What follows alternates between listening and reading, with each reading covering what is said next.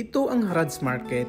Makikita at mabibili mo dito ang iba't ibang sikat na brand sa murang halaga tulad ng bags, sapatos, damit at maging kagamitan sa bahay. Kung tawagin ito sa ating mga Pinoy ay ukay-ukay, mga gamit na second hand at surplus. Tayong mga Pilipino ay nakahilig na natin yung ganito, lalo na kung walang budget pambili ng mga original na brand new. Kaya ito ang nagiging takbuhan ng mga kabayan natin na mahihilig sa branded pero kapos sa budget. Ang pagsusuot ng ukay-ukay ay kailanman ay hindi ito kahiya-hiya. Sabi nga nila, nasa tao ang nadadala. Mapaukay o brand new man ang iyong kasuotan, ay dapat maging proud ka. Dito sa Harrods, kung magaling kang kumilatis sa mga original na items ay marami kang mabibili dahil halos lahat ng mga items na dito ay original. Tulad ng mga branded t-shirts na ito na ang price range ay from 10 to 30 real.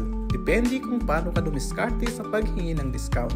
Mga pantalo na ang price range ay nasa 20 to 50 real. Mga dress pambabae at abaya na ang price range ay nasa 10 to 30 real. At kung hanap mo naman ay mga bags ay marami ka ring pagpipilian dito. Mga mamahalin at sikat na brand ay makikita mo nga dito. Ang price range ng mga bag nila dito ay from 40 to 120 real. Depende kung paano ka tumawad. Tulad itong hawak ko na Coach brand na bagong-bago pa ay nasa 80 real ang price pero makukuha mo ito ng 60 real. At kung hanap mo naman ay mga sapatos at sandals, marami ka ring pagpipilian dito.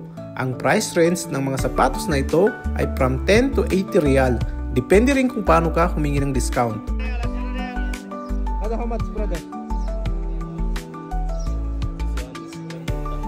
Ha? 50. Tapos price 30 real, ha? At kung gamit naman sa bahay ang pag-uusapan, ay marami rin sila dito mga second hand. Tulad ng pressure cooker na ito na ang price range ay nasa 20 real to 60 real. At itong mga electric kettle na tag 10 real lang.